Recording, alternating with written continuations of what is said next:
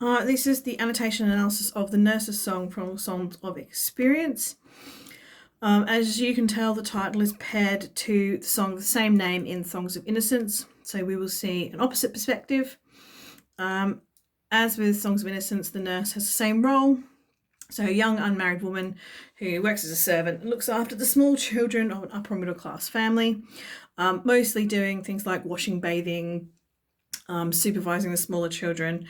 When the children got older, a governess would take over this responsibility and then help the children with their education as well. But the governess wouldn't necessarily bathe them, wash them, feed them, look after them when they were sick, get up to them at night, that sort of thing. Okay, so this is a much shorter poem than the one in Songs of Experience. Structurally only has 2 quatrains, so it's exactly half as long. It also has an alternate rhyme pattern, but if you have a look here, I think the key rhymes here really emphasize the words that Blake wants to draw attention to, which we'll get to when we have a look at our annotations in a minute. Okay, so what I'll do, I'll just chuck in my bit about the nurse. So a young unmarried woman who works with small children as a servant. Okay, I think the title here is probably linked to something a bit earlier on, more to do with Shakespeare's time, where a woman would serve as a wet nurse, which is someone who breastfeeds someone else's children. So you get the kind of intense care that would go on with the children here. This is not someone that you'd have to trust this woman with your children. Okay. So I'll just read the poem and do a quick summary of what's happening in each stanza. So it's the first line exactly the same as in the Songs of Innocence. Okay. And again, it's the internal monologue, the internal thoughts and feelings of the nurse. In this case, it's quite a bitter and repressed voice. When the voices of children are heard on the green and whisperings are in the dale, the days of my youth rise fresh in my mind and my face turns green and pale. She sounds quite bitter, quite traumatized. She's remembering her own childhood. Watching the children play here makes her remember her own childhood, which makes her feel ill. So quite a different tone straight away to the one from Songs of Innocence. And the second stanza, again, starts exactly the same way as the one from lines 1 and 2 are exactly the same as the song in Songs of Innocence. Then come home, my children, the sun has gone down, the dews of the night arise. The last 2 lines change, however, to show her passing on her more aggressive and duty-bound idea of them getting through childhood as quickly as possible and not wasting their time. Your spring and your day are wasted in play and your winter and night in disguise. The suggestion here that she doesn't talk to the children directly, like Songs of Innocence one. This is her continued internal monologue, and she's basically telling the children they should not bother with childhood. It's a waste of their time. So very different in tone. The voice is all the nurses. It's very internalized, very bitter, very melancholy. Okay, so we'll go through our annotations. Again, it starts with that preposition when, same as the last one, which suggests that this is a single moment in time, which sparks for this nurse a memory. Okay, we've got the voices of children again. This would normally be oral imagery to show the children are happy. And of course, the symbolism of the green here for freedom, nature, and pre-industrial. However, the second line changes. While the voices of children are heard in the green, there are whisperings in the dale. This automatically creates this sense that there's something suspicious and sinister going on. So this is quite a sinister tone created by our infinite verb. the whispering suggests something secret. That is being whispered behind the children's back. They don't know. It also knows now we're now in the dale, which is another word for valley, rather than on the top of the hill, showing that it's not the children in power on top of the hill that are doing the whisperings, but someone else. So someone is whispering about the children.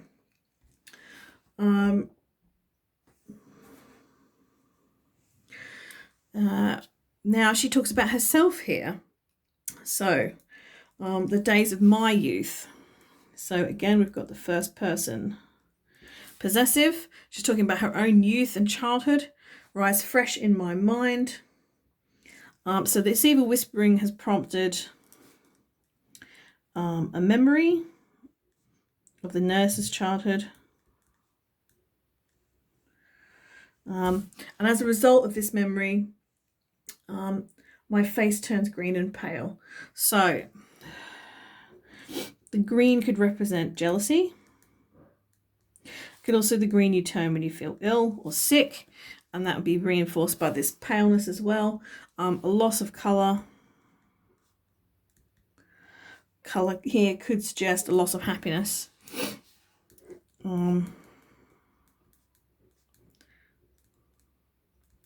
So whatever happened in her childhood is very different to the childhood of the children on the green that she's watching over.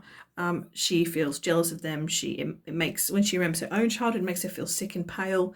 So the suggestion that her own childhood actually was super unpleasant. Okay. Now, in Songs of Innocence, this part is dialogue. The nurse says it directly to the children with speech marks and direct speech. However, this carries on as internal monologue. She's thinking about what she would say to the children if she didn't have to be in charge of them.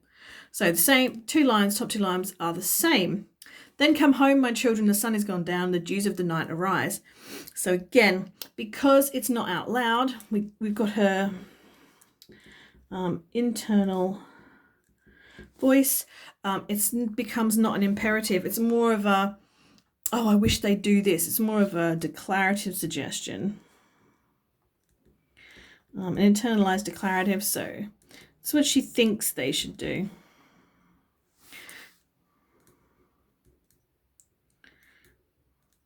To help save themselves. And again, in this case, we've got the loss of the sun and the night arising, again, still represent the switch into adulthood.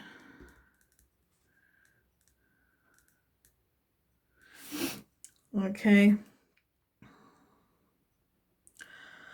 And obviously the arrival of the night here is a little bit more sinister than it is in the Songs of Innocence, as it suggests that daylight is being taken rather than just as a part of a natural cycle. And because we don't see the cycle repeated like we do where it's echoed in the first one, it suggests that childhood is over quickly.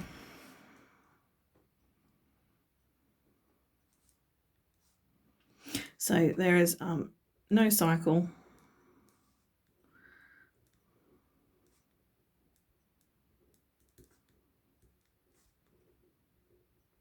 Suggest a childhood quickly over. Okay, she then talks to the children.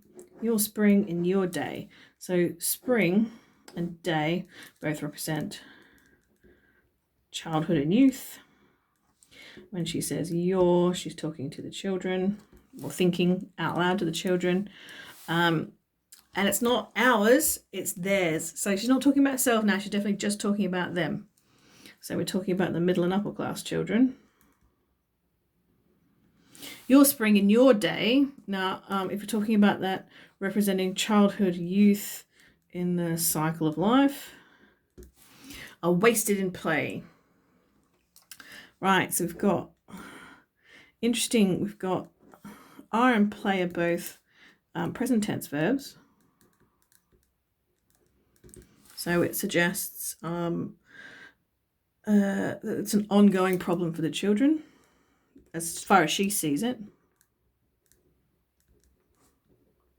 So they're wasting their childhood playing.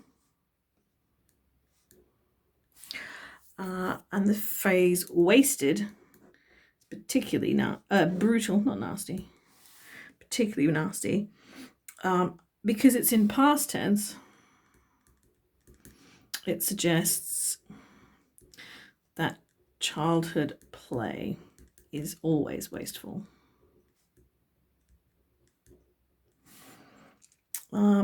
And this ties into the very prim and proper idea that children are a duty to have. You need your duty to care for them, but it's not necessarily your duty to love them. And the suggestion that therefore children shouldn't be free and play. If they are a result of duty, then they have their own duties. Links, I don't know if you've ever heard the old adage, children should be seen and not heard. The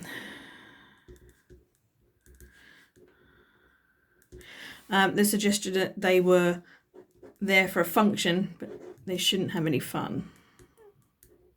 They shouldn't disturb the adults. Okay, so this idea that fun is their waste because they're there to do their duty. And this is a child's duty to be seen and not heard. Okay, and of course we've got this coordinating conjunction. Connecting this idea that they're wasting their day in their spring, their childhood, because, and then look, we have the opposite here, spring versus winter, night versus day. So winter and night are adulthood. And your winter and night in disguise. So there's a couple of ones for this one. So if their winter and night are in disguise, here we've got the symbolism of adulthood, not to mention adulthood, but responsibilities, and the repression of childlike urges, or any kind of fun or love for duty. Okay, and again, this idea of a disguise. Okay, means that as they grow up, they'll have to get more used to hiding their true feelings and their desires to fit in with the rest of society. This could also, overall, the difference here between the nurse and the children.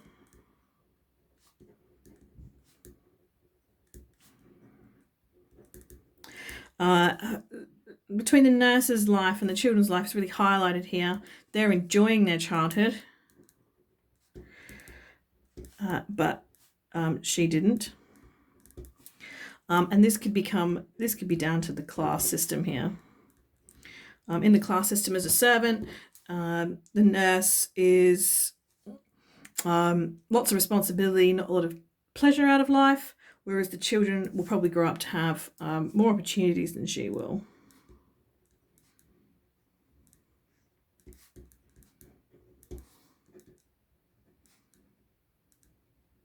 So these children will have a lot more opportunities in life than the nurse has ended up with. As you can tell from her quite bitter tone overall.